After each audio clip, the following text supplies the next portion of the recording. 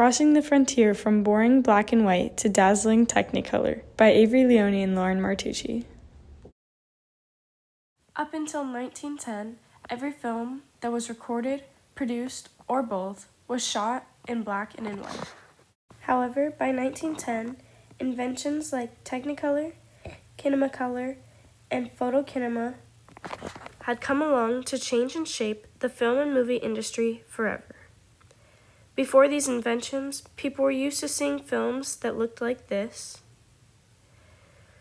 But now, after these inventions, people are used to seeing films that look a little bit more like this. These incredible advancements in the way color and filmmaking works have allowed for the creation of cinematic masterpieces, like The Dark Knight, which has received 8 Academy Award nominations and has won 2. There Will Be Blood, which won multiple awards, including the Academy Award, and is considered to be a modern cinematic masterpiece. The Tree of Life, which has won the award for Best Cinematography, along with many other Academy Award nominations. In addition to nominations for the AACTA Awards and the AARP Annual Movies for Grown-Ups Awards. Inception. In the 83rd Academy Awards, Inception was nominated for 8 awards and won 4. It won the Best Sound Editing Award, the Best Sound Mixing and Best Visual Effects Award, and most importantly, the Best Cinematography Award. And Avatar, which in the year prior to Inception's Academy Awards, Avatar won the Best Art Direction Award, the Best Visual Effects Award, and the Best Cinematography Award. These movies are fantastic examples of how far the technology in colored film has come, and as you can see, these inventions have clearly reshaped the way cinema works. However, film did not go from black and white to this overnight. Before the creation of these inventions that work so well now were perfected, there was lots of trial and error. The 13-minute short film, though it was originally 10 minutes long, A Trip to the Moon, was directed by George Méliès. The film is about a man who builds a rocket ship and goes on a mission to space. Méliès used the photokinema process developed by Orlando Kellum. He also produced movies such as The Conquest of the Pole, The Eclipse, Courtship of the Sun and Moon, as well as The House of the Devil.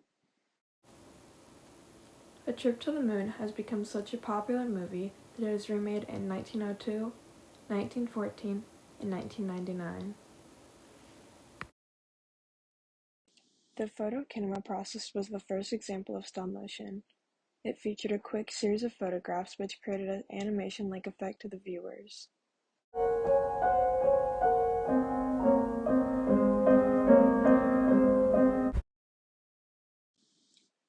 The Wizard of Oz was filmed using Technicolor and directed by Victor Fleming. He also directed Gone with the Wind, which used the Technicolor process, as well as Test Pilot and A Guy Named Joe. George Lyon Tucker was a founder of the Technicolor Motion Picture Corporation. During his career, he made over 1,000 films, such as The Miracle Man, Ladies Must Live, and I Believe. He also patented the Prismacolor system in 1912.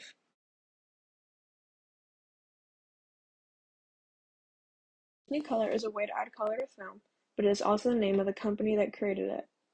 The company had been trying to find ways to add color to film, so they used 2 projectors and had them shine light through a prism in an attempt to create color onto film stock. The fall of Technicolor was in 1965. This is because it was very costly and complicated to film with. However, after time, Technicolor still holds color and doesn't fade much. While this was the end of the Technicolor process, it was not the end for the company. Technicolor had an unchallenged dominance over the colored film production up until the 1950s.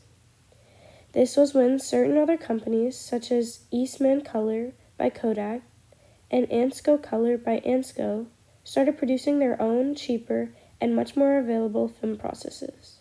However, Technicolor only had to make a few adjustments to their policies, and the company still held strong.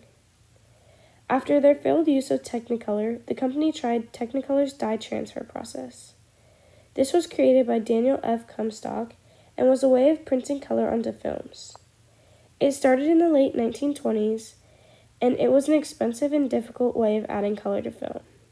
This was because the machine it used was quite large.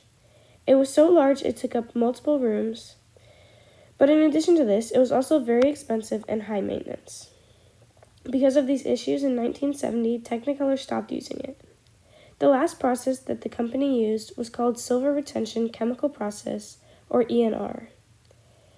This was considered to be a bleach bypass, because it means when the film is being processed, they bypass the bleaching phase. In turn, this leaves a silver residue on the film, making the footage look more real, raw, and natural. This process is one of the ones we see the most today, as it can be seen in many movies like Steven Spielberg's Saving Private Ryan. Today, the Technicolor company mainly focuses on the restoration of old films. However, it has taken up some aspects of digital media. The Technicolor name has left a major legacy on the cinematic world and film industry. It will also always be known for the development of color in motion pictures.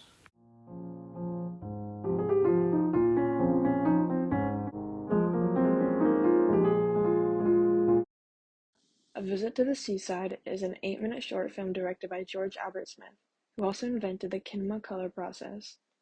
The film shows a day of people at the beach in green and red. Technicolor was a film process developed by George Albert Smith. It didn't allow for as detailed and colorful films because of its lack of blow. Technicolor was the first successful commercial colorful film process. It required 3 black and white films, one being placed behind each of the lenses and one being placed in front of each of the lenses, each having varying sensitivities to red, green, and blue light. It required a total of 3 projectors to view each of the films with the process. In 1915, film producers could finally make fully colored movies using the Technicolor process. Hand colorization is a process done by hand using paintbrushes and pencils. This process has been used for a very long time in the film industry. However, computers started to do the job in the 90s.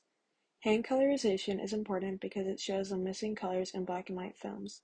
The colorization process started by using tinted gels and filters on top of the camera lenses when filming. They use primary colors. Some movies that use this process are Sleeping Beauty, Pinocchio, and Mary Poppins. New processes of adding color into film allowed for all modern colored films to be made.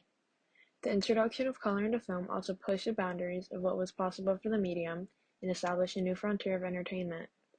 Without the many techniques tried along the way, such as the photokinema, kinemacolor, and technicolor processes, we would not have the colored films we have today.